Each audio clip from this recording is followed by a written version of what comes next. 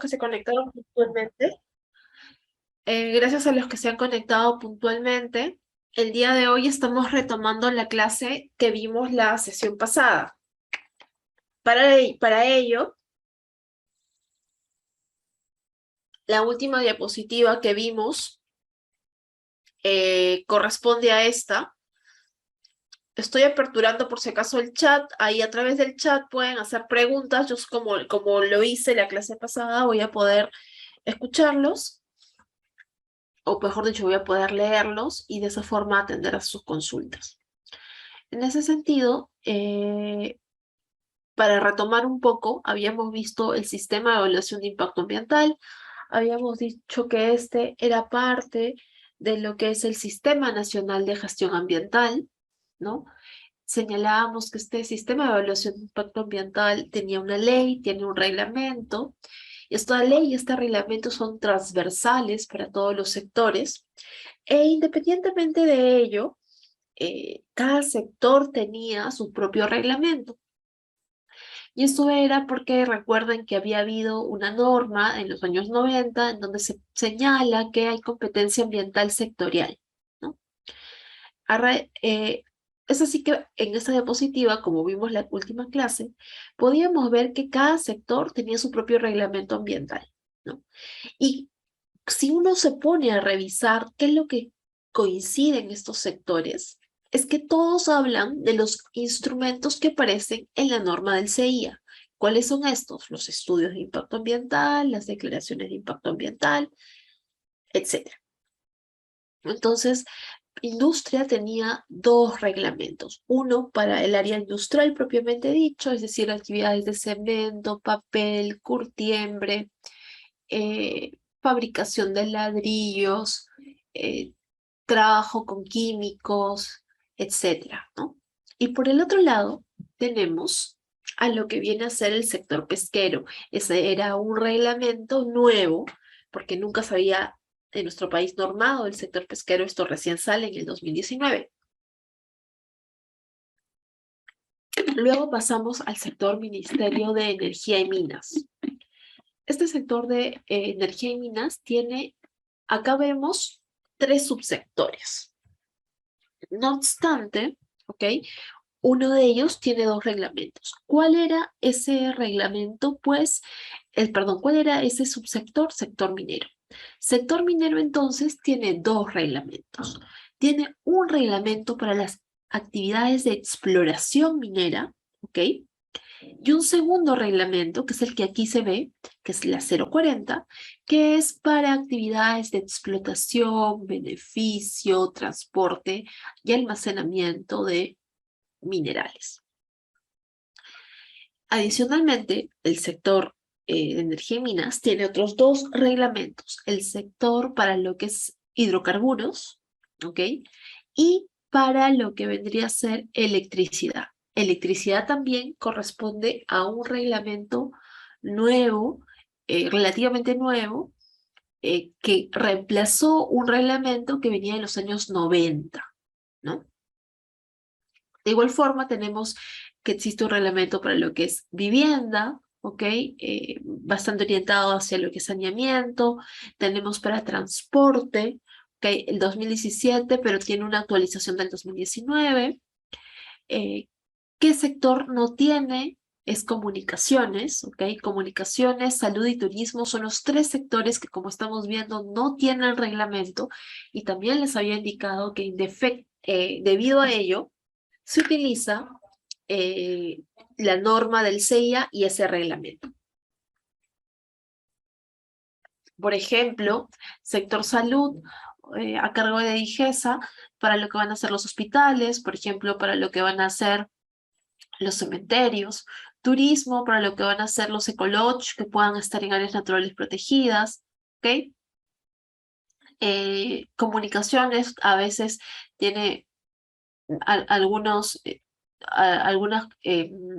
infraestructuras para lo que son antenas, etc.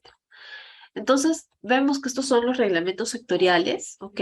Que no se contraponen, sino que toman lo que señala el reglamento del CIA y adicionalmente reconocen otro tipo de instrumentos. Por ejemplo, sector agricultura, que vemos que sí tiene un reglamento del año 2012 con una actual, perdón, tiene este reglamento del año 2012. Vamos a ver que menciona, como les había señalado, lo que es el EIA, la DIA, el semidetallado, y además menciona otra serie de instrumentos que son complementarios al CIA, ¿no? Por ejemplo, menciona un informe de gestión ambiental que aplica a proyectos que prácticamente no se encuentran en el marco del CIA, pero en forma conservadora les aplica ese tipo de ficha. También reconoce a instrumentos como PAMA, ¿ok? No todos los sectores tienen PAMA.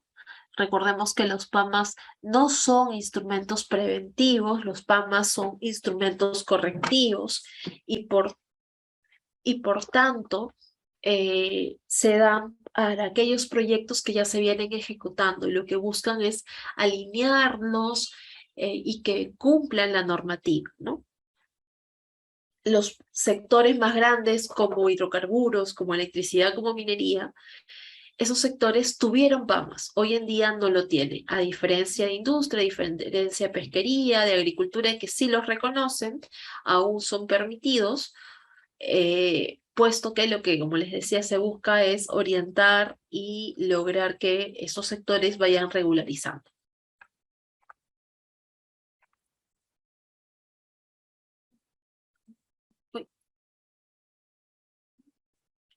Ok, entonces también vamos a ver que el CIA tiene principios. Recordemos que la ley del ambiente tenía principios, pero también la ley del CIA tiene principios que van a regir todo lo que resuelva las entidades, sean estas los ministerios, ¿no?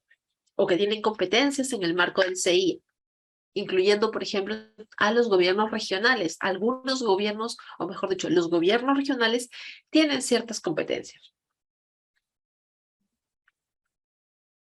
¿Cuáles son estos principios? Bueno, el principio de eficiencia, ¿ok?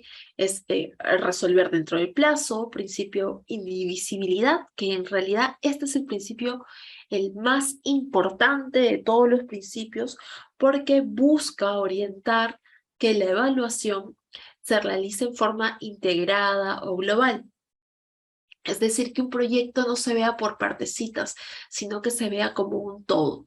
Eh, un ejemplo de ello, para dejarme entender, eh, un proyecto minero, por ejemplo, puede ser que tenga un tajo, tenga un depósito de relaves, una planta de beneficios, que son los componentes mineros propiamente dichos.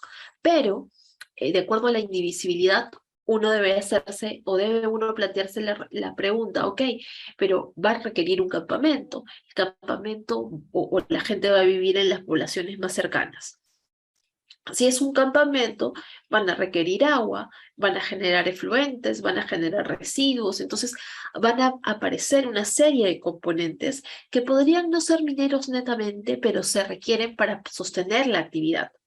Por tanto, bajo el principio de indivisibilidad, se va a ver al proyecto como un todo y no debe dejar u omitirse esos componentes que también forman parte, ¿no?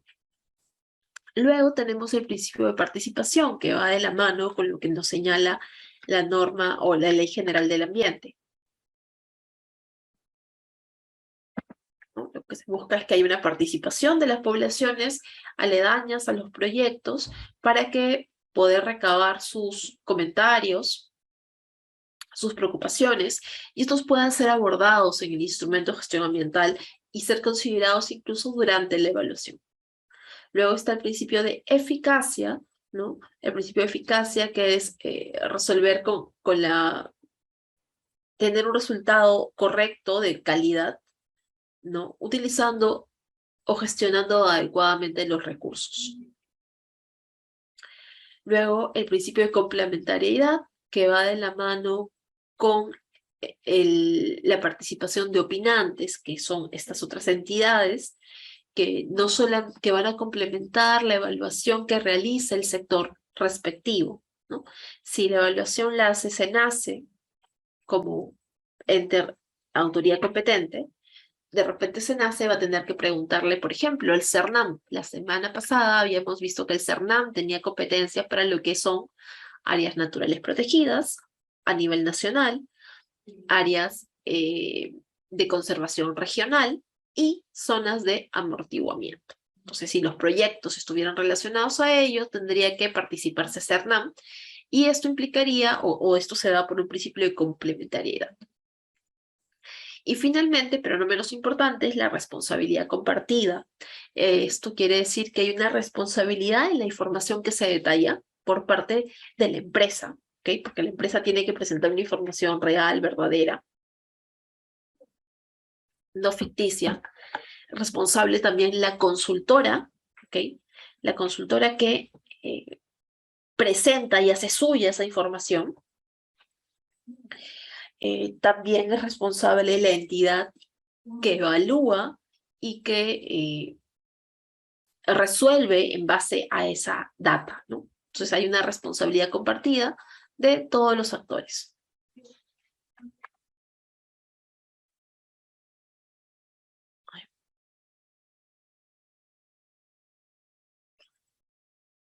Luego vamos a ver que dentro de la ley del CIA hay un artículo que nos habla de la obligatoriedad de la certificación ambiental y vamos a ver que los reglamentos diversos van en línea con esto.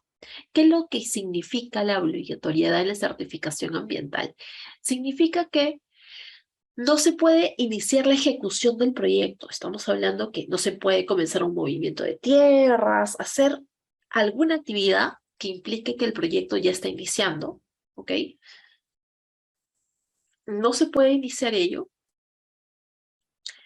y ninguna autoridad va a poder permitir o dar alguna autorización si es que no se cuenta previamente con la certificación ambiental, entendida como la resolución aprobatoria del proyecto, ¿no?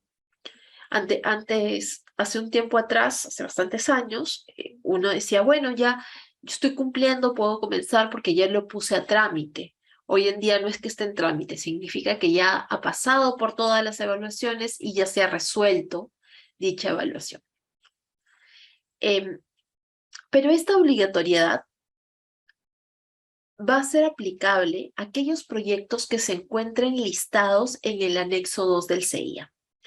El CIA tiene una serie de anexos. En el anexo 2 vamos a encontrar una lista de proyectos que cada cierto tiempo es actualizada, en donde nos dicen qué proyectos requieren tener certificación ambiental y por lo tanto ninguna autoridad podría autorizar su ejecución. Por ejemplo, darles una licencia de construcción, una autorización de construcción, etcétera, si es que no tiene antes certificación ambiental. Entonces, esa lista se encuentra en el anexo 2 del CIA, encontrando proyectos que pueden no estar dentro. ¿Okay? Hay proyectos que no están dentro. Por ejemplo, para el sector agricultura, se ha señalado que están dentro del CIA aquellos proyectos en donde se propongan presas mayores, no recuerdo si son 8, 10 o 15 metros, pero es uno de estos tres. Entonces, si la propuesta del proyecto es una presa de esa altura, entonces tiene que pasar por un proceso. Pero si es que es menor, por ejemplo, de repente es una presa de 4 o 5 metros, una presa chiquitísima, en ese caso no está sujeto al CIA, ¿no? No está sujeto al CIA y ahí hay que ver el reglamento sectorial, el reglamento de agricultura, para ver entonces cuál sería el instrumento que le correspondería.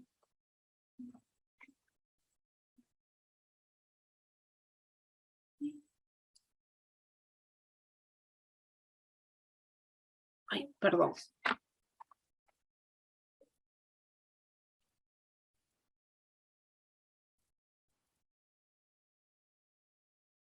Ok, les había dicho que en el marco del CI había una serie de instrumentos y es importante que entendamos que en el marco del CI existen 4 instrumentos de gestión ambiental, que no es lo mismo que los instrumentos listados en la Ley General del Ambiente. Recuerden que la Ley General del Ambiente tiene una serie de instrumentos, como son los ECAs, los LMPs, los planes de cierre, los planes de contingencia, la certificación ambiental, etcétera. Pero el CIA tiene sus propios instrumentos, como les había indicado, son instrumentos que aplican a proyectos que aún no se han ejecutado y por lo tanto son preventivos. Aquellos instrumentos que corresponden a proyectos que pueden ser públicos, que pueden ser privados o de capital mixto, son los EIAs detallados que están ligados a impactos altos y tienen o son llamados de categoría 3. Los EIAs semidetallados que están relacionados a impactos moderados y corresponden a la categoría 2.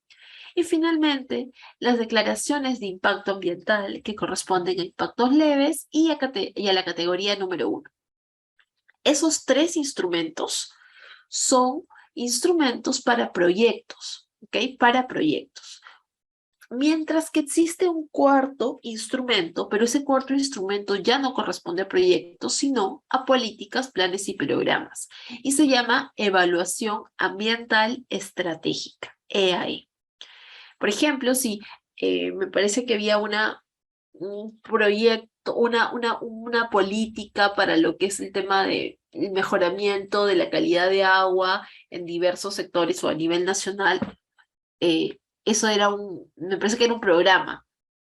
Ese programa tuvo o ha tenido su EAE y así eso es aplicable nuevamente a las políticas, planes y programas. Y en ese caso, quien lo aprueba es el MINAM, ¿no? Es el MINAM. A diferencia de los otros, que son proyectos, y el MINAM no los aprueba. ¿Quién los aprueba? Las autoridades competentes. ¿Quiénes son las autoridades competentes? Habíamos dicho que podrían ser los ministerios que tienen a su cargo los sectores, podría ser el SENACE, ¿ok? Ojo, SENACE no tiene a su cargo todos los sectores. No sé si recuerdan cuáles eran los sectores que a su cargo tiene SENACE. ¿Recuerdan? De repente ahí a través del chat pueden pueden indicar cuáles son estos sectores que a su cargo tiene SENACE. Me confirman ahí, si pueden ir escribiendo a ver si se acuerdan, porque de repente esta puede ser una pregunta para el examen. Si tiene alguno de ustedes Profesora, una... Sí, adelante. el A chat ver. está deshabilitado. Ok. ¿Podrías por favor habilitarlo? Porque a través del chat ellos van escribiendo, así como en la clase anterior, y hay un poco más de interacción. Una Sí, a ver, un consulta, hasta momento, que activen permítame, el voy chat. a revisar lo del chat, ¿sí? Ya, Un momentito, por favor. ok. Gracias. Sí, ¿quién? Ahora sí, a ver, vamos a ver. ¿Quién estaba hablando? Disculpa, Vanessa, ¿no? Sí, una consulta. ¿Y en qué caso se aplicaría el EAE? Para políticas, planes y programas, como les estaba diciendo, ¿A podía ser nivel a nacional nivel nacional, puede o ser a nivel nacional o a nivel regional, ¿no? Porque el programa allá solamente se me refiero a nivel de estado, entonces, es a no, nivel de ah, Estado, corresponde. Claro, no es una política, no sé, de una empresa, ¿no? O sea, no le corresponde a una empresa, es a nivel de Estado. Y por eso quien lo aprueba es el MINAM y quien lo propone podría ser, por ejemplo, la SUNAS, si tiene que ver con el tema de agua, ¿no? Dotación de agua, eh, u otra entidad. Pero para las EAEs es el MINAM quien los aprueba, ¿no? Mientras que los proyectos sí van a tener diversos sectores. Les voy a pedir que una vez que habiliten el chat, por favor, por ahí puedan escribir quiénes, si recuerdan, quiénes son o cuáles son los sectores que corresponden a la competencia de SENACE. Continuando entonces, vamos a ver que para la evaluación de impacto ambiental existe un procedimiento de certificación ambiental que tiene algunas etapas, ¿ok? Esto quiere decir que hay un titular de un proyecto, una empresa X, que tiene una idea de proyecto, tiene un proyecto que quiere llevar a cabo, Y para ello, tiene que ver cuál de los instrumentos del CIA, ¿ok?, va a aplicarle. Y cuando estoy hablando de instrumentos del CIA, me estoy refiriendo a los 3 que corresponden a proyectos: EIA, semidetallado, detallado y DIA. Entonces se presenta la solicitud proponiendo, ¿ok?, propone una clasificación, dice, bueno, yo he analizado mi proyecto y yo creo que le corresponde una DIA, un semidetallado, un detallado, ¿no? Entonces hay una clasificación.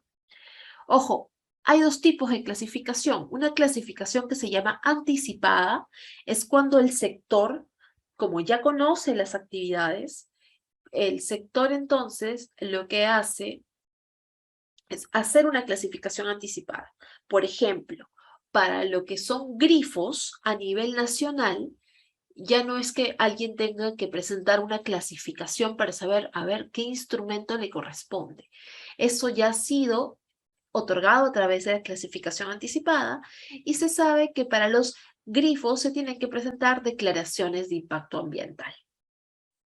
Entonces, ese es un ejemplo de declaración de clasificación anticipada, pero eso no ocurre con todos los proyectos. Entonces, siempre va a ser necesaria la clasificación, sea esta anticipada o sea que tiene que haber una presentación, ¿no?, y una propuesta de clasificación.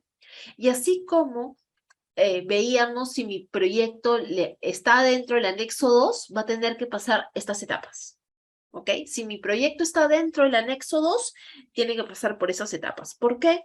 Porque el anexo 2 del CIA nos dice aquellos proyectos que tienen que cumplir con lo que dice el CIA, es decir, pasar por estas etapas. Para la clasificación, se utiliza la información o lo establecido en el anexo 6 y en el anexo 5. Genial, genial, muchas gracias. Sí, estoy viendo que ya han podido escribir. Chicos, por favor, si pueden confirmar si es que ya tienen acceso al chat, si pueden ir escribiendo, sería genial, así para poder ver. Gracias, Francesca. Entonces, ahí, si pueden ir comentando qué sectores se acuerdan corresponden a SENACE, yo los voy leyendo, termino de explicar esto y doy la respuesta, ¿no? Igual yo los voy leyendo. Entonces les decía que para la clasificación existe el anexo 6 y el anexo 5. El anexo 6 es la estructura, ¿ok? El anexo 6 es la estructura del documento que va a proporcionar la información para hacer la clasificación, que es conocido como EVAP, Evaluación Ambiental Preliminar. Y el anexo 5 son los criterios que se van a tomar en cuenta para la clasificación. Ok, abro paréntesis, acá me están dando algunas respuestas, ¿no? Muchas gracias, María Fernanda, nos dice electricidad, minería, Dara nos dice residuos, correcto.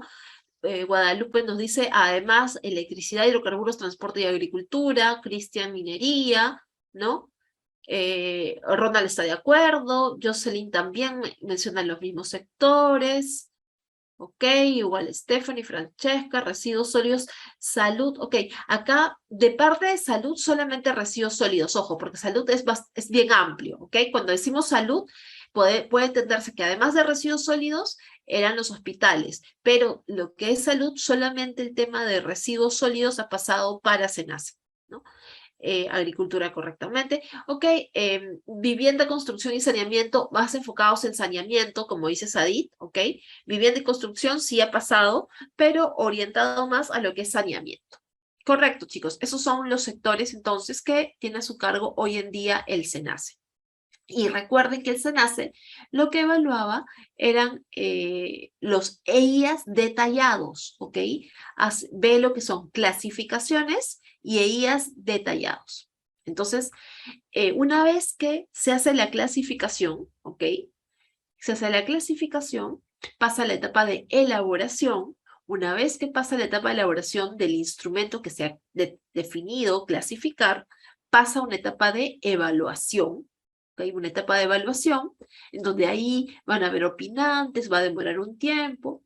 En el mejor de los casos se aprueba, porque no es que todos los proyectos se aprueben. Y en caso se aprobase, pasa una etapa de seguimiento y control, pero el seguimiento y control ya no lo hace la autoridad competente que lo aprobó. ¿Ok? Eso ya está a cargo de la OEFA. Otra cosa interesante a ver, si les estoy diciendo que el SENACE tiene a su cargo la clasificación. Eso quiere decir que si hay un proyecto de agricultura que requiere ser clasificado porque agricultura no tiene clasificación anticipada, ¿quién lo va a realizar? ¿Quién va a hacer esa clasificación? Lo va a hacer el SENACE. ¿Por qué? Porque SENACE ve agricultura y tiene a su cargo la clasificación. Transportes. Transportes tiene clasificación anticipada, pero para algunos casos puede requerirse la clasificación. ¿Y eso quién lo va a hacer? SENACE. Si a consecuencia de la clasificación se define que el proyecto de transportes es una guía semi-detallado, ¿quién va, una vez que esté elaborado, quién va a tener a su cargo la evaluación? ¿Ustedes qué creen que tenga a su cargo la evaluación de ese guía semi-detallado? Se clasificó el proyecto como guía semi-detallado, ¿no? Se clasifica y se dice, este proyecto le tiene que corresponder elaborar una guía semi-detallado porque se esperan impactos moderados. En ese caso, ¿ante quién se presenta? Correcto, Vanessa, ante el Ministerio de Transportes y Comunicaciones porque SENACE no tiene competencia para evaluar los semidetallados. Y ahí un paréntesis. SENACE no tiene competencia para evaluar los semidetallados de todos los sectores a excepción de residuos. Para residuos sí podría evaluar un semidetallado. ¿Ok? Pero después, si es que clasifica un proyecto minero como semidetallado, lo va a ver el MINEM. Si clasifica el proyecto como un semidetallado de agricultura, lo va a ver el MIDAGRI. ¿Okay? Solamente SENACE continuará con él el proyecto una vez clasificado, sí, solo sí, corresponde a una guía detallado. Y nuevamente, seguimiento y control no está en manos de SENACE, ¿no? Entonces, la clasificación, yo les decía, en la clasificación se utilizan dos cosas importantes. Uno, son los criterios de clasificación. Estos criterios de clasificación están establecidos en este anexo 5, ¿ok? Están establecidos en el anexo 5 de CIA. En total, si mal no recuerdo, son 8 o 9. Y además, se utiliza la estructura del EVAP, contenido mínimo del EVAP. ¿Eso qué quiere decir? Que para poder hacer la clasificación se requiere información. Esa información no es una información que sea igual a la que se va a presentar en un EIA. Es una información mínima, como su nombre lo dice, contenido mínimo. Y esa información es la que se tiene que desarrollar y presentar como parte de la propuesta de clasificación. En caso el IGA, ¿no? O mejor dicho, en caso el proyecto se decida, oye, vamos a hacer este proyecto de agricultura, va a ser un día, la EVAP que se ha presentado automáticamente ya equivale a la DIA, una vez que con esa única EVAP, con el desarrollo de ese anexo 6, y a la luz de los criterios del anexo 5, entonces se clasifica como DIA, y ahí acaba el proceso. Automáticamente obtiene la certificación ambiental. Nuevamente aquí les repito, existe una clasificación anticipada. No todos los sectores lo tienen. Y es más, teniendo una clasificación anticipada, puede requerir el proyecto, que de repente es un proyecto sui generis, tiene de todo un poco y la norma no se ha puesto en ese supuesto, entonces ahí también va a requerir una clasificación. Y bueno, ¿cuáles eran estos criterios del anexo 5? Los criterios del anexo 5 son la protección a la salud de las personas, la protección a la calidad ambiental, ¿no? Entendiéndose como aire, suelo, etc. La protección a los recursos naturales, protección a las áreas naturales protegidas, que ya sabemos que están a cargo de SENACE, protección a la diversidad biológica y sus componentes, y aquí seguro entrará a tallar ecosistemas frágiles, especies que pueden ser endémicas, bellezas escénicas, por ejemplo, bosques que puedan generar servicios ecosistémicos, etc. Protección de los sistemas y estilos de vida de las comunidades. Aquí ya comienza a verse un poco más el enfoque social, ¿no? De repente es un proyecto que está en una comunidad nativa o muy cercana a una comunidad nativa, etc. La protección a espacios urbanos, y esto enfocado a proyectos que pueden estar en medio de las ciudades, como algunas áreas industriales se desarrollan y para que puedan desarrollarse van a, dependiendo del sector, requerirán un instrumento de gestión ambiental. Y finalmente la protección al patrimonio arqueológico, histórico, monumentos nacionales. Entonces, esos son los criterios del anexo 5 que sirven para poder definir al final si es que al proyecto le va a corresponder una DIA, semidetallado o detallado. Entonces, esto era lo que nos había faltado, pero quería aquí, quería hacerles un...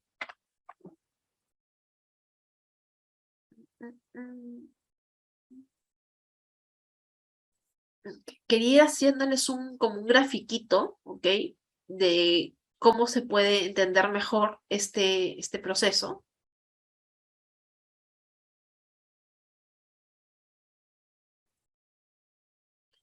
Entonces, tenemos aquí, ¿me confirman si se puede ver, por favor? Tenemos el Sí, sí anexo se puede 2. ver. ¿Sí? Perfecto, gracias. Ya. Tenemos el anexo 2 del CIA, ¿no es cierto? El anexo 2 del CIA. Entonces, yo veo que el proyecto está en el anexo 2. Entonces, si yo sé que el proyecto está en el anexo 2, le va a corresponder, ¿no? Le va a corresponder presentar de todas formas una clasificación.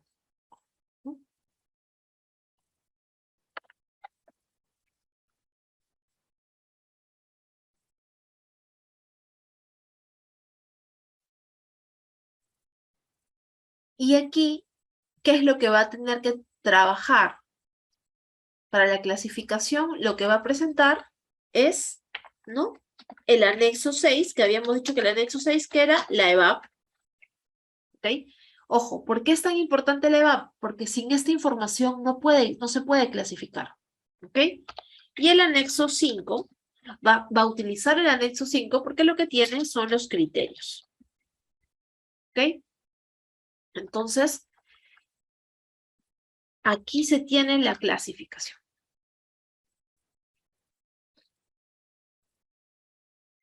Una vez con ello, ¿ok? Una vez con ello, lo que se va a tocar ver, ¿ok? Va a tocar ver, analizar.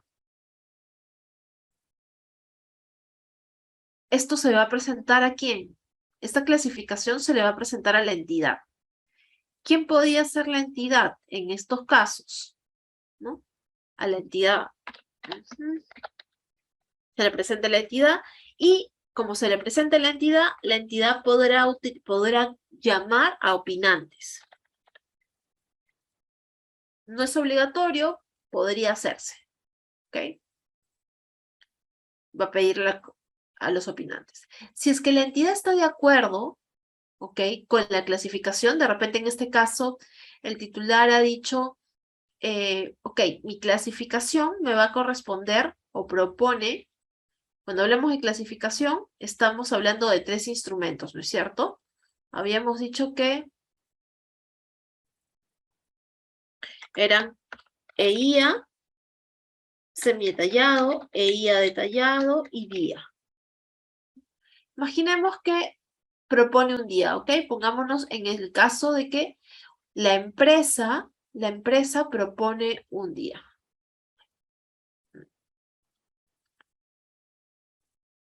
Que la empresa proponga un día. Entonces, ve su proyecto, mi proyecto está dentro de lo que es el CIA, elaboro mi anexo 6 y en base al anexo 5 le propongo a la entidad que sea un día. La entidad lo va a evaluar, ¿ok? Lo va a evaluar. Y si está de acuerdo, ¿ok? Si está de acuerdo con mi propuesta, entonces procederá a emitir una resolución, donde aprueba la clasificación. Y como es una DIA, como se ha propuesto una DIA, automáticamente esta EVAP prácticamente se convierte en esta DIA. ¿Okay? Automáticamente la EVAP se va a convertir en esta DIA.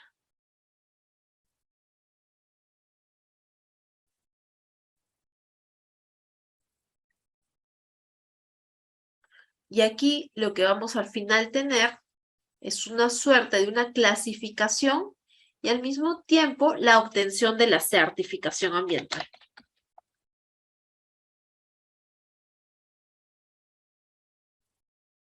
Ese es el proceso más corto. ¿Cómo logró su certificación ambiental?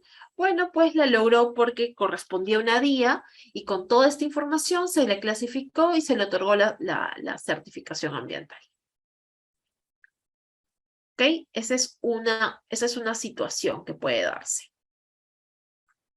La otra situación es que de repente ya no le corresponde DIA, de repente vamos a ponerlo acá. De repente lo que dice es, me va a tocar un EIA, un EIA-D. Si es que propusiera un EIA-D, aquí es bien importante tener claro que además de presentar anexo 5, anexo 6, tendrá que presentar TDRs. ¿Y qué son los TDRs? Los TDRs son términos de referencia. ¿Por qué? Porque está aceptando que va a tener que a futuro desarrollar un proyecto de un EIA detallado. Y ese EIA detallado va a tener que contar con una estructura. Entonces, desde el momento en que se clasifica, se establece cuál va a ser la estructura de ese EIA a presentar. ¿Ok? Entonces, ahí en este caso, cuando ya es el caso de EIA-D, ¿ok? En caso de EIA-D,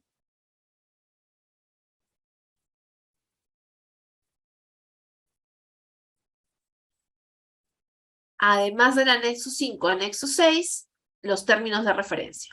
Nuevamente, aquí sí va a ser igual, va a ir a la entidad, ¿no?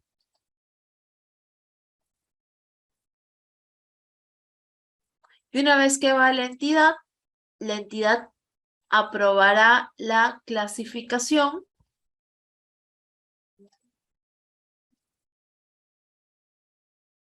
Aprobará la clasificación, pero aquí ya no va a obtener la certificación ambiental. Aquí, ¿qué va a pasar? Habíamos dicho que había una etapa que se llamaba, esa etapa, ¿cómo se llamaba? Se llamaba elaboración.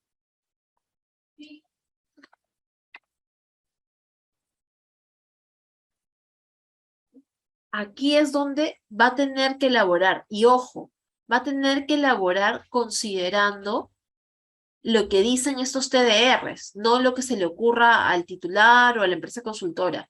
Una vez que elabore, va a tener que ir a campo, va a tener que ver permisos que se tomen en campo. Una vez que pase eso, va a tener que pasar, una vez que termine de elaborar el documento, va a pasar a evaluación. Y en esta evaluación también van a haber opinantes técnicos.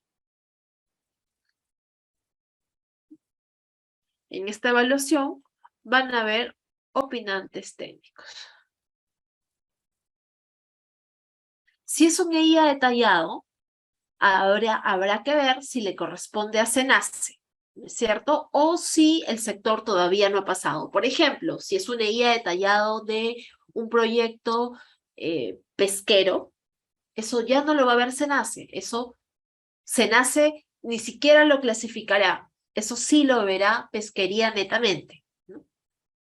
Pero si fuera un proyecto de hidrocarburos, SENACE podría hacer la clasificación y posteriormente estaría haciendo la evaluación porque hidrocarburos sí es un sector que le corresponde, ¿no? Ahí invitará a los diversos opinantes Los opinantes son, como les había dicho, entidades que tienen competencias. Un ejemplo de ellos es la CERNAM. Otro ejemplo es ANA, siendo los opinantes vinculantes, ¿ok? Cuando digo opinantes vinculantes, me refiero a aquellas entidades que si es que no aprueban el proyecto se desaprueba. Entonces, está la evaluación de la OT, y una vez que se tiene la OT, ahí sí tenemos dos caminos, ¿no? Que se apruebe, y si se aprueba, tenemos, por ejemplo, la aprobación.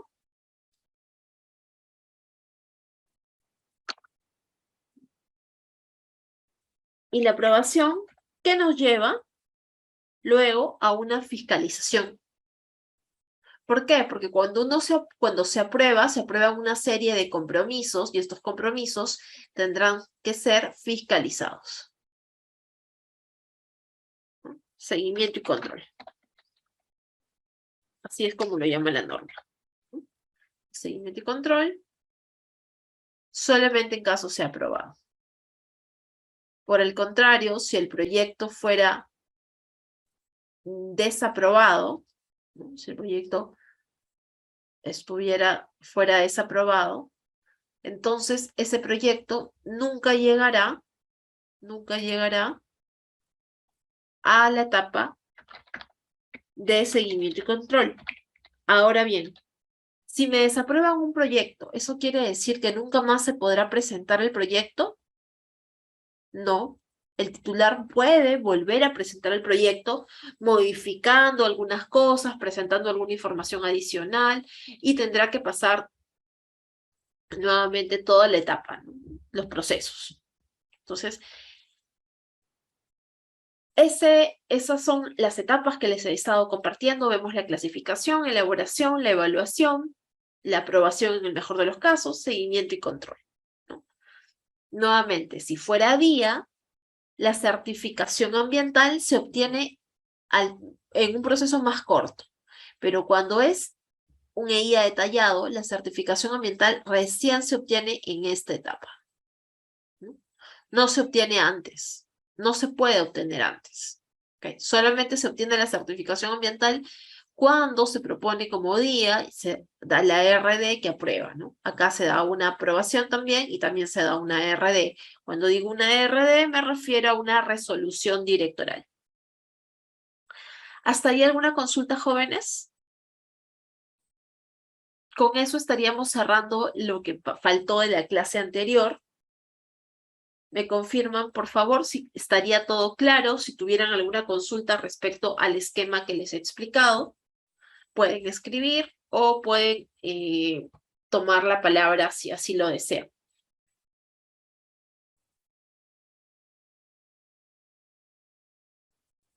Ok, creo que no tienen consultas.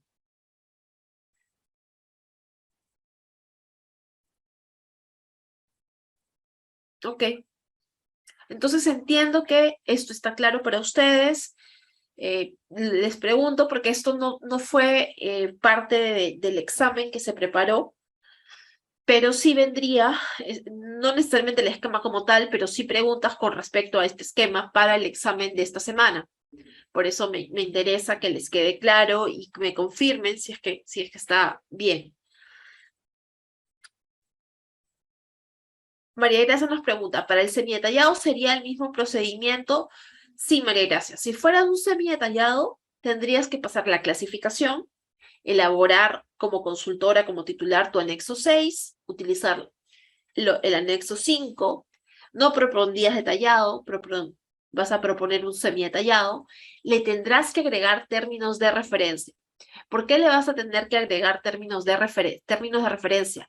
Porque tú no vas a probar el estudio en esa etapa, a diferencia de la DIA, ¿no? Por eso es que vas a tener que agregarle términos de referencia, que nuevamente les repito, los términos de referencia es la estructura con la cual se va a elaborar ese instrumento, llámese semidetallado o detallado. Y ese semidetallado, nuevamente, tendrá que, una vez que se defina que es semidetallado, tendrá que pasar por su elaboración, ¿no? Tendrá que pasar por la evaluación.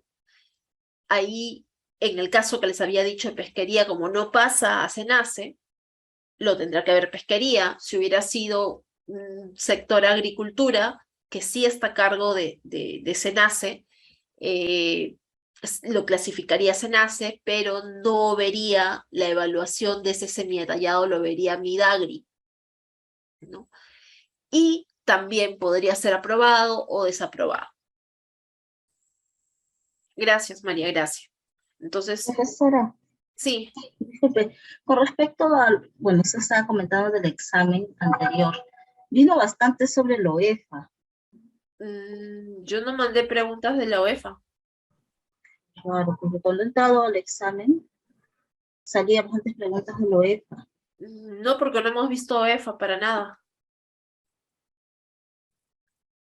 No, no hemos. Todo lo que yo he mandado del examen es de lo que hemos visto con ustedes la semana pasada.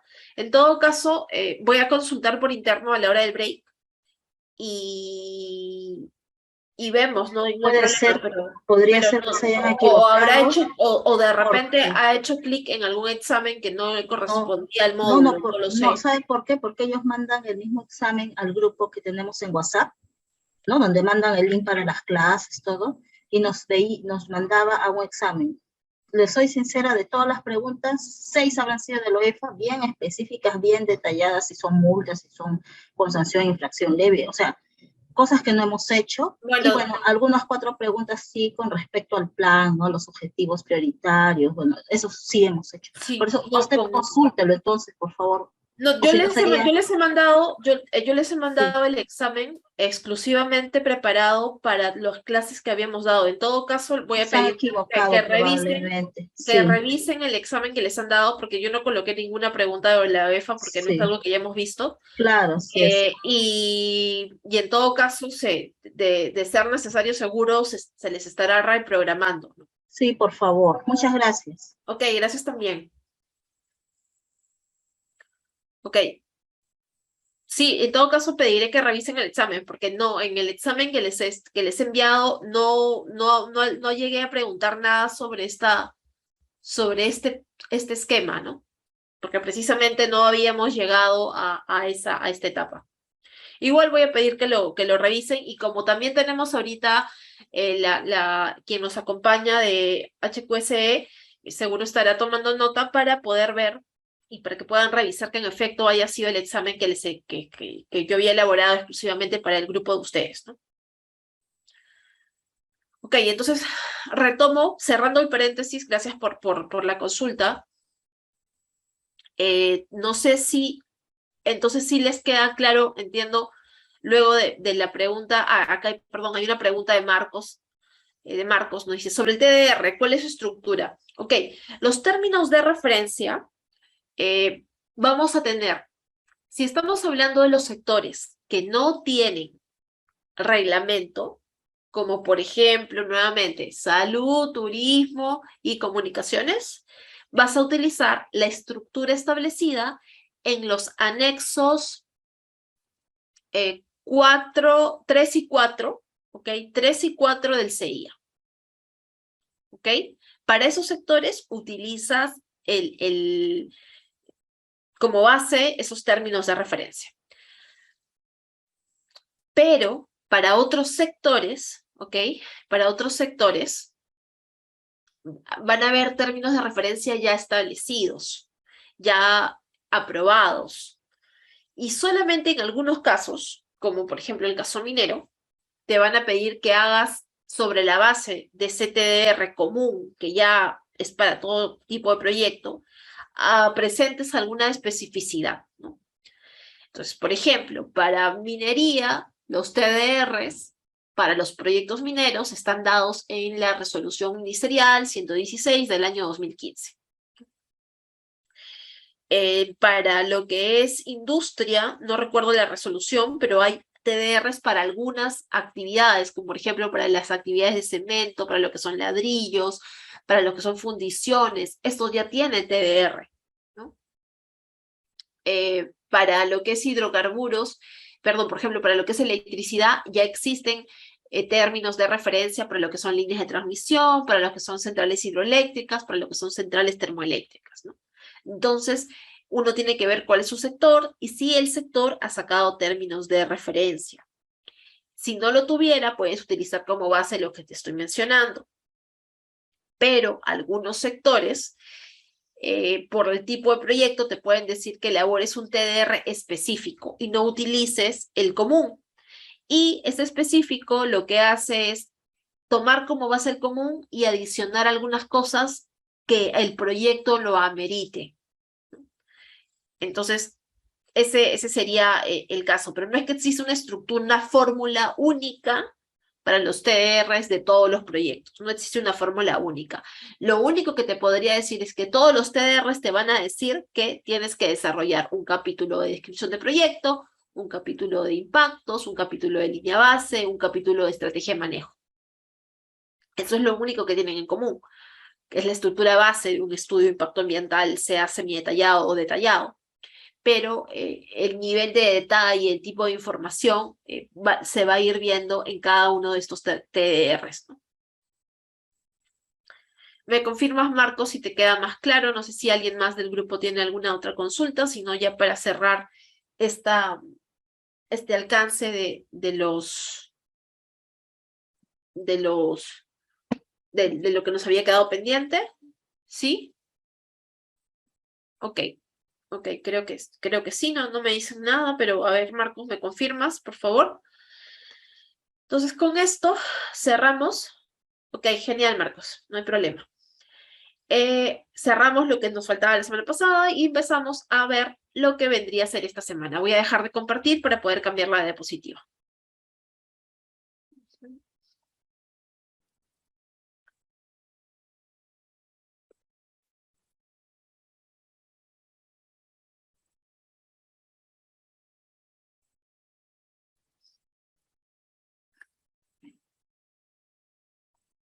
A ver, acá tengo, ya me acordé.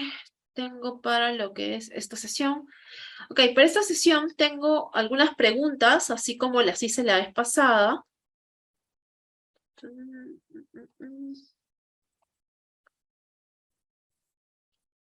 Denme un segundito que estoy cargando la. Ok.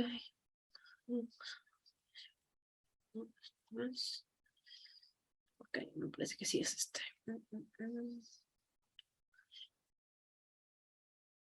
Déjenme ver. Nivel alto, país, niños.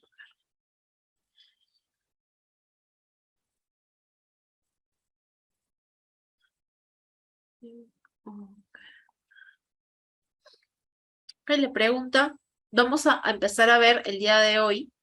Okay, el día de hoy vamos a estar viendo lo que vendría a ser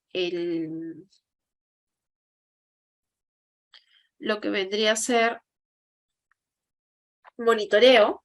Okay, les estoy pasando un link que los va a llegar a esta página.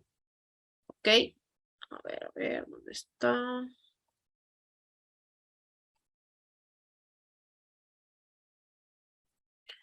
Les pido que por favor hagan clic y puedan ir votando.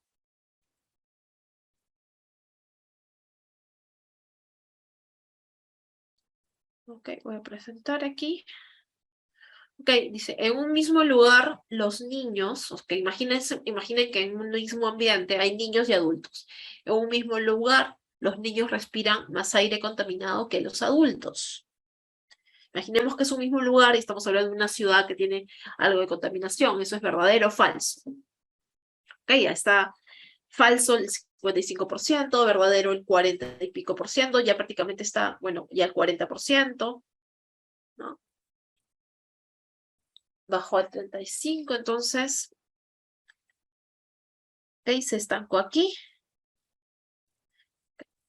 Entonces, simplemente para que no se queden con la duda, en este caso, la respuesta correcta, aunque no lo crean, es que es verdadero. ¿Y por qué? Los niños son más pequeños, sí, los niños son más pequeños, pero precisamente para ellos suelen respirar más rápido y de acuerdo a algunos estudios que se han realizado a la hora de comparar, es que si un lugar está contaminado, los niños van a respirar más ese aire contaminado que un adulto. Y por eso mismo es que son mucho más sensibles a la contaminación que pueda darse en el aire, sea estemos hablando de lugares cerrados o estemos hablando de lugares abiertos, ¿no? Otra cosa interesante, tengo aquí otra pregunta.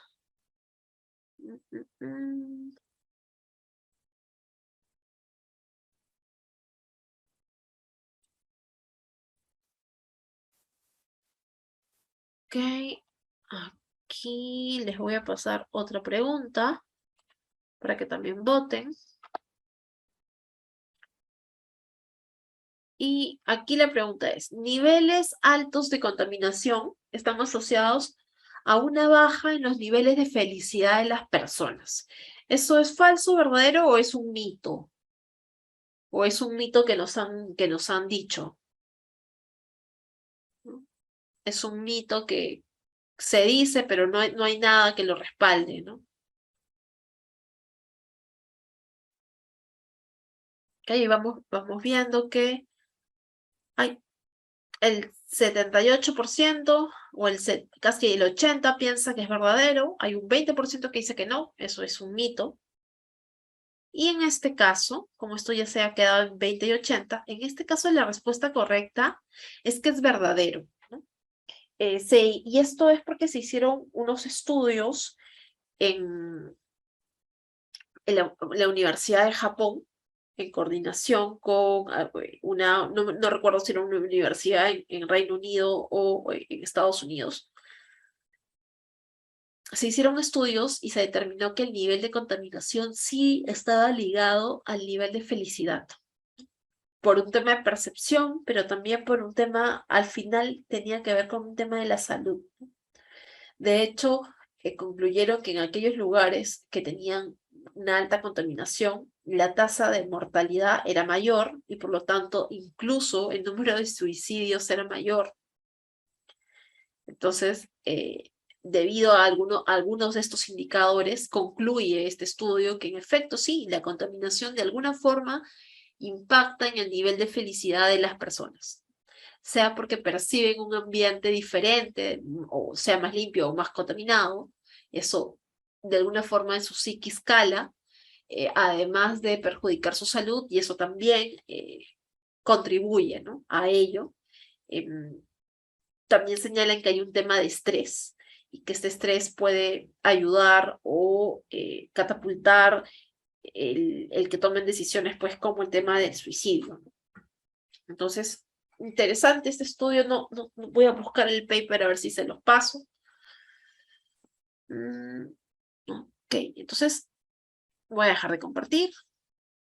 Entonces, como vemos, ok, un poco la idea de esta dinámica era ir haciendo consultas con respecto a, no sé si estoy compartiendo o no, todavía no. Okay. Entonces, la idea era ir viendo cuán importante entonces es el aire, ¿no? Cuán importante es el aire. Y en general, la calidad ambiental. Primero empezando por el tema de calidad ambiental. Vamos a comenzar, si bien de calidad ambiental vamos a empezar a enfocarnos en aire. En sí, cuando hablamos de calidad ambiental, pues estamos hablando de toda esta matriz en la que se divide nuestro entorno, ¿no? Lo que viene a ser el agua, sea en el estado que se encuentre, sea agua subterránea o agua superficial, la matriz aire y la matriz suelo. Entonces, existen una serie de causas que alteran esta calidad ambiental. Y estas causas de la contaminación, en su mayoría, en su mayoría son antrópicas. También existen algunas que son naturales, pero las fuentes naturales, si hablamos nuevamente muchos años atrás, siglos atrás, milenios, ¿no?, al inicio de todo, había contaminación natural, pero había una resiliencia debido a la capacidad de asimilación que tiene el entorno. Esta capacidad de asimilación por la cantidad de contaminación ha sido superada y ese es el problema para todas las matrices, ¿no?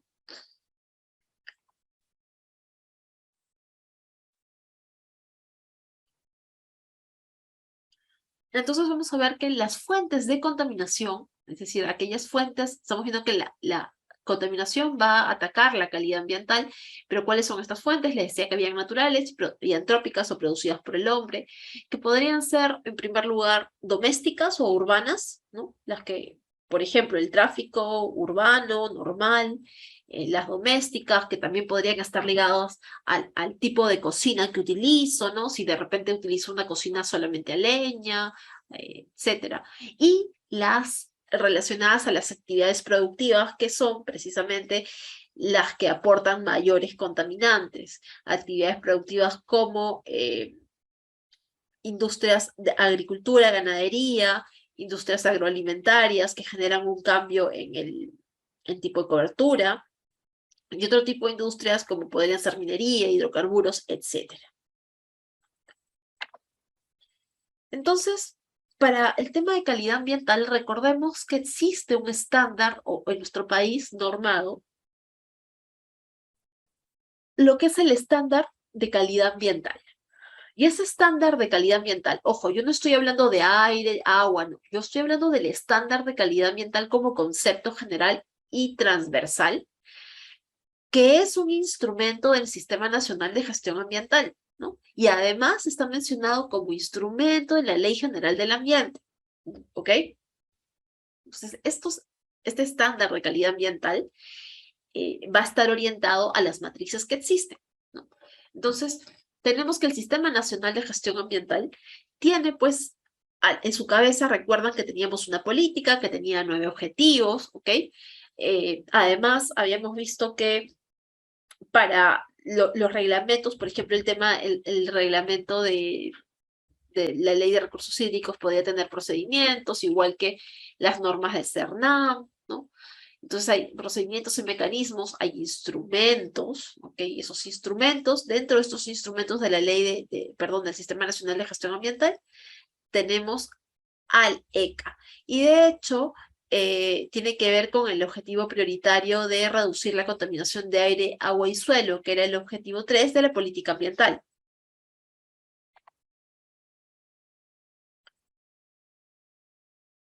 Entonces, ¿cómo o qué se define por estándar de calidad ambiental? Entonces, una de las primeras cosas antes de ir a la definición que establece la Ley General del Ambiente, porque la Ley General del Ambiente es quien da la definición, es importante entender que este ECA, o cuando hablamos del ECA en general, es un instrumento de gestión ambiental.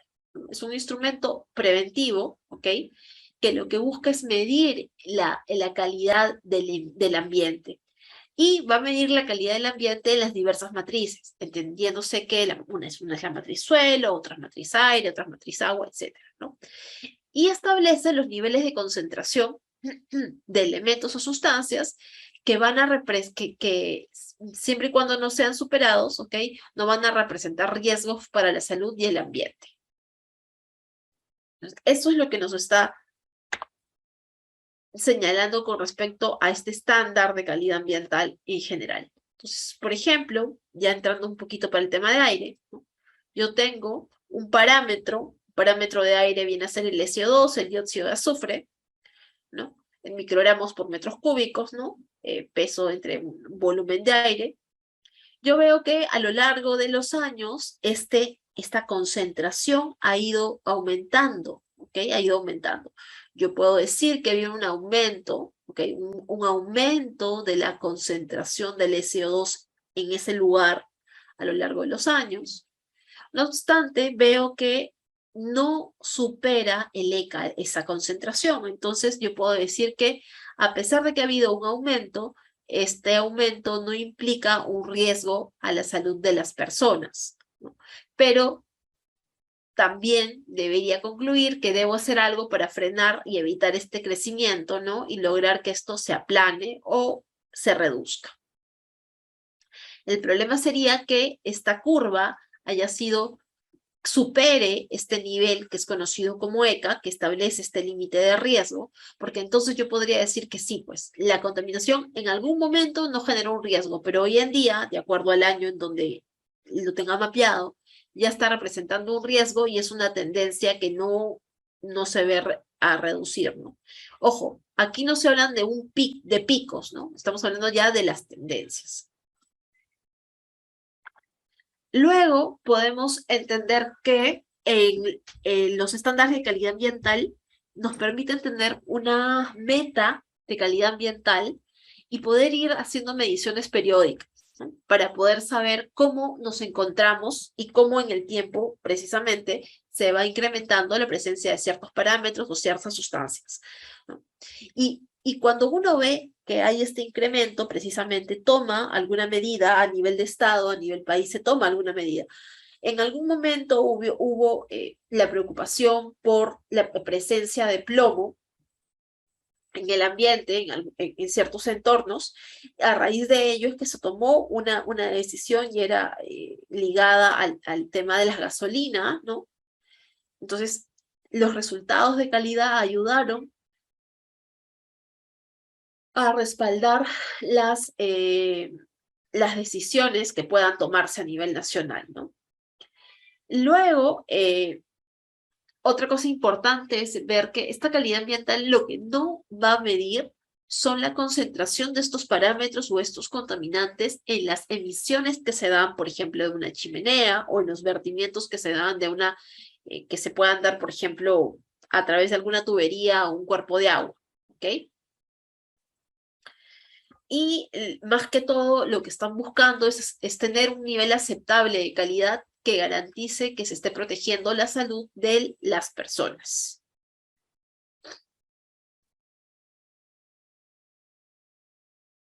¿No? Entonces, nuevamente acá ya viendo y ahondando en lo que nos dice la Ley General del Ambiente, vamos a ver que el ECA entonces va a ser esta medida que establece el nivel de concentración o grado de elementos, o también puede decirse sustancias, parámetros, ¿no? Pueden ser físicos, químicos o biológicos, ¿ok? Que están presentes. ¿Y dónde están presentes?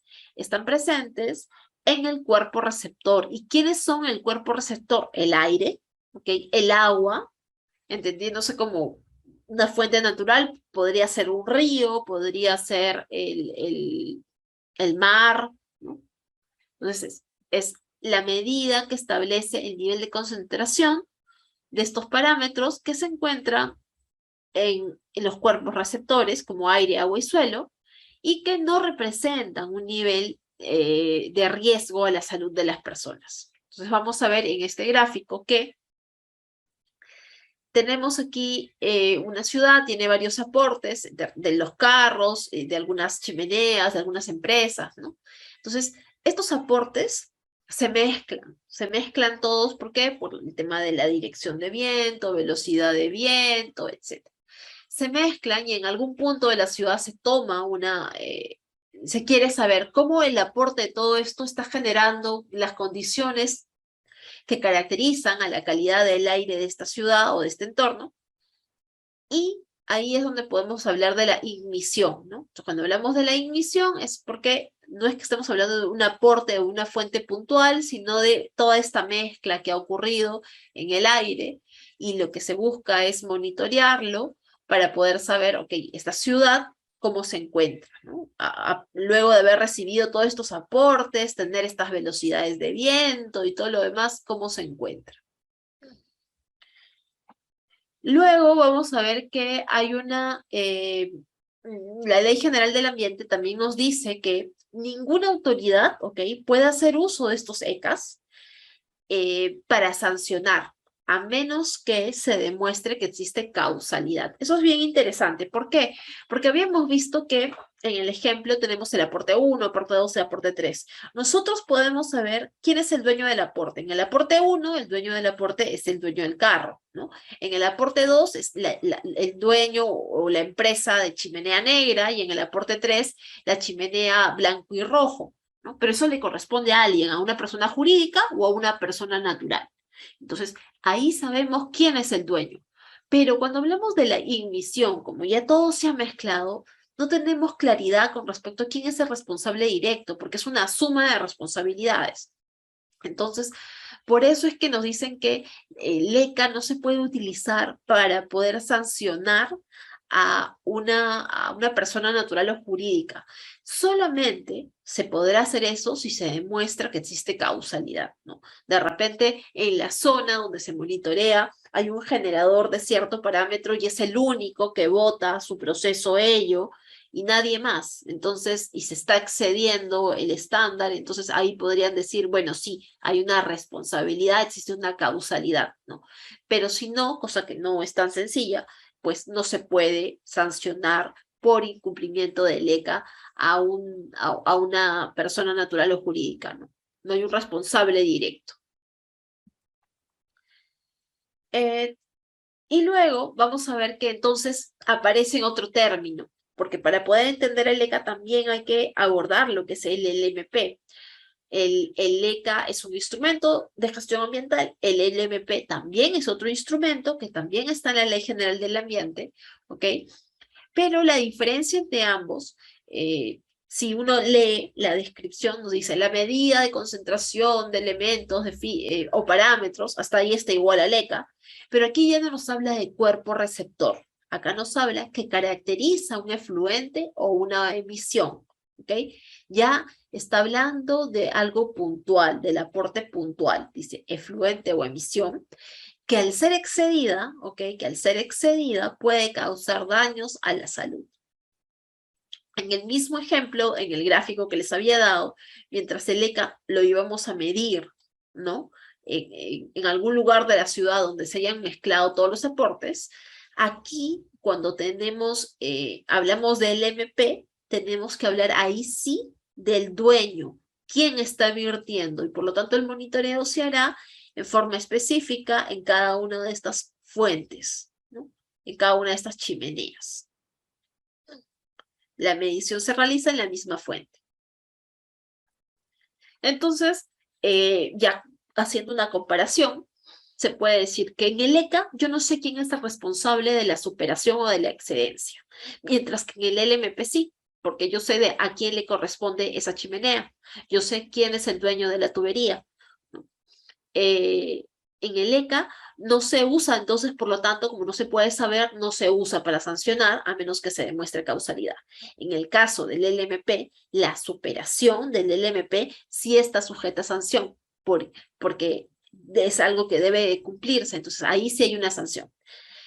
Finalmente, el ECA es igual en todo el país. Tú puedes estar en Lima, lo vas a monitorear, en el entorno de una empresa de papel lo vas a monitorear, en el entorno de una empresa minera lo vas a monitorear, puedes estar en Huancayo, en Arequipa, en Cajamarca, y el ECA lo vas a seguir utilizando, porque si hablamos del ECA de aire, ¿no? Tomando un ejemplo. Mientras que el LMP se aplica por sectores. No todos los sectores tienen LMP, pero los principales en nuestro país sí lo tienen. Por ejemplo, tenemos el LMP para actividades mineras, ¿ok? Para lo que son emisiones atmosféricas mineras, para emisiones atmosféricas del sector de hidrocarburos. Entonces, existe LMP sectoriales. Yo agarro y tomo el LMP más exigente y con eso sanciono una empresa. No puedo hacer ello. Tengo que, si voy a sancionarla o si voy a hacer un análisis, tengo que tomar en cuenta el LMP de su sector, ¿no? Para cemento existe un LMP y yo tengo que trabajar con el LMP de cemento, que no es igual al LMP de hidrocarburos.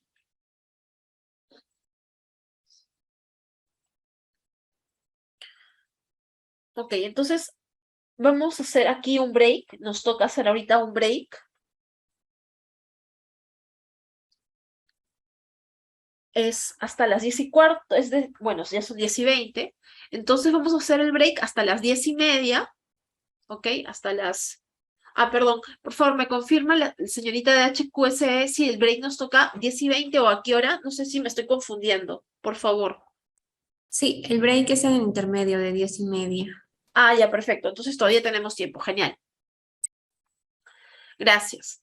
Ok, entonces, cuando hablamos de qué es el monitoreo, ok, ya estamos ya entendiendo lo que es la calidad ambiental y todo ello. Cuando hablamos de qué es el monitoreo, debemos entender que es una actividad mediante la cual se mide la presencia de ciertos parámetros en el ambiente, ¿ok? Entonces, aquí el monitoreo estamos hablando de forma general, no estamos hablando de monitoreo de algo en específico, ¿no? Entonces voy a medir la presencia de estos parámetros en el ambiente y precisamente van a ser parámetros que van a estar ligados a estos estándares. ¿Por qué? Porque a mí me interesa saber el tema de el riesgo a la salud o el riesgo sobre el entorno, ¿no? Y me permite, por lo tanto, conocer el estado de conservación. Cuando mejore la conservación de un ambiente y la salud de ese entorno será mejor de acuerdo a los resultados que yo tenga de estas mediciones. Además, me permite identificar cuál es la razón de la alteración del ambiente cuando hago el monitoreo e incluso podría también conocer al responsable. Nuevamente les digo, ahí, el responsable, si estamos hablando de ECA, pues tendremos que demostrar la responsabilidad, ¿no?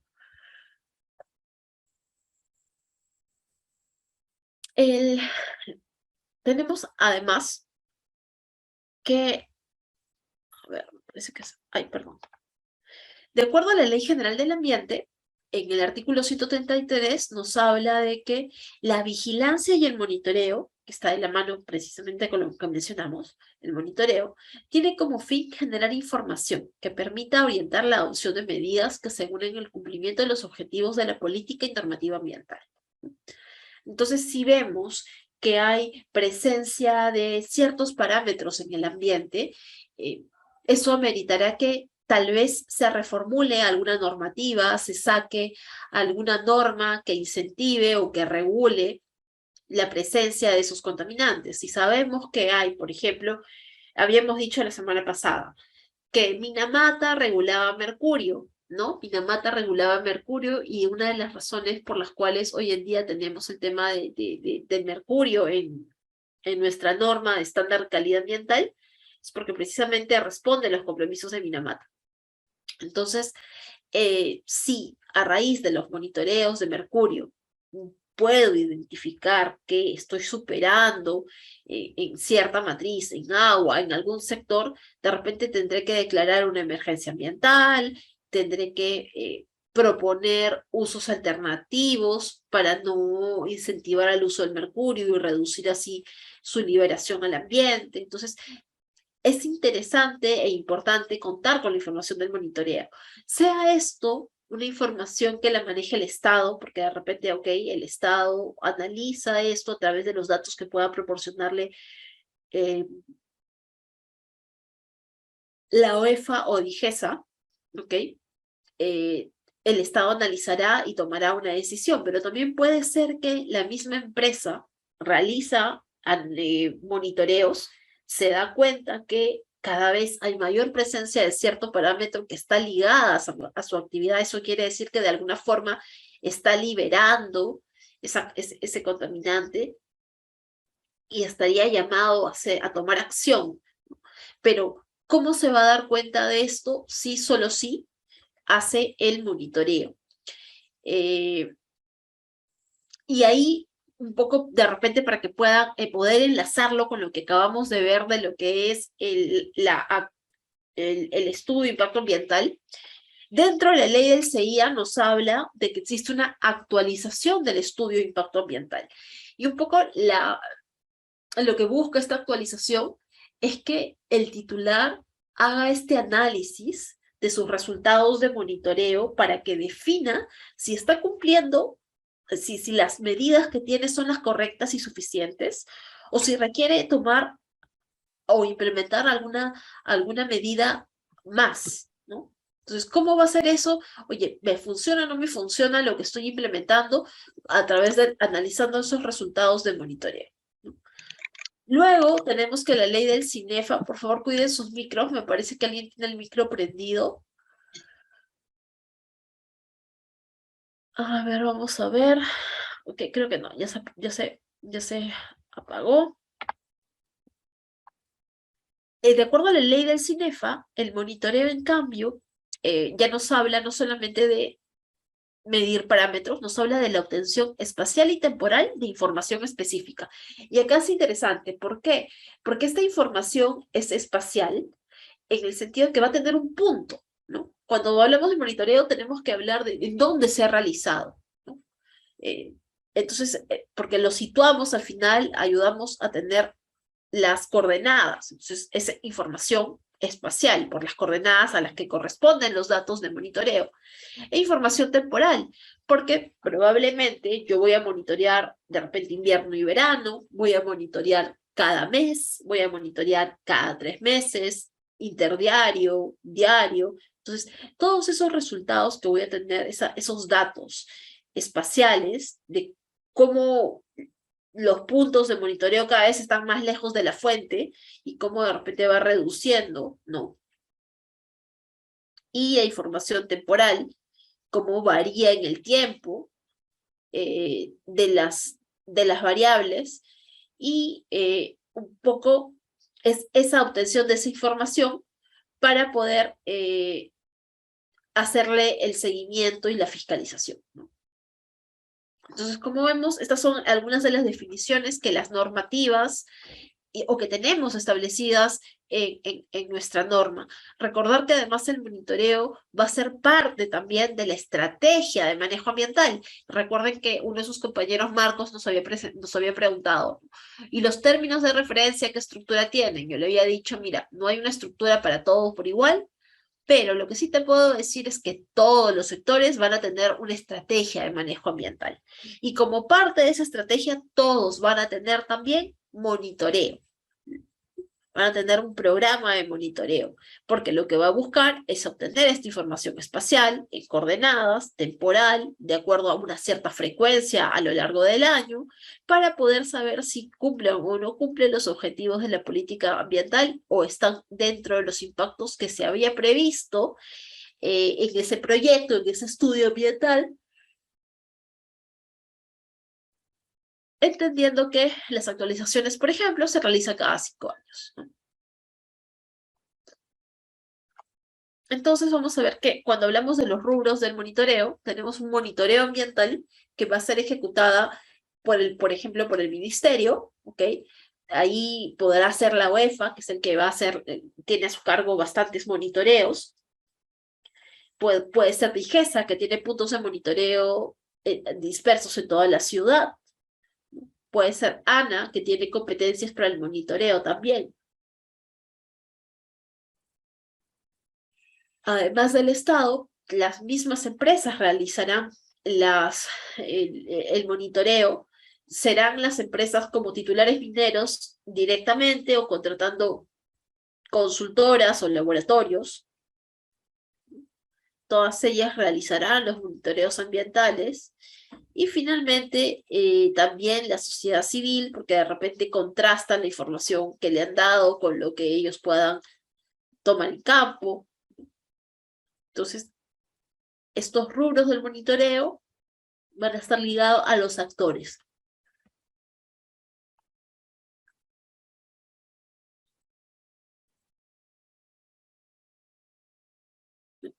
Entonces, arrancamos ya para lo que es monitoreo de calidad ambiental de aire. Ya prácticamente son las 10:30, entonces vamos al break. Por favor, la señorita de HQS me confirma cuántos minutos tenemos de break.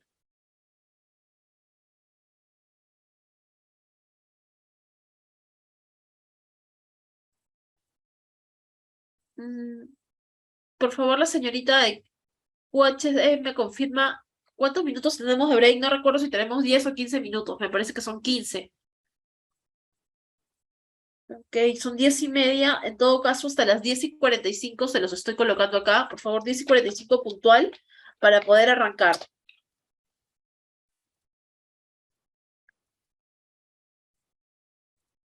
Gracias, chicos. Entonces aprovechen para tomarse un cafecito, lavarse la cara, ¿no? Despejarse y retomamos. Gracias.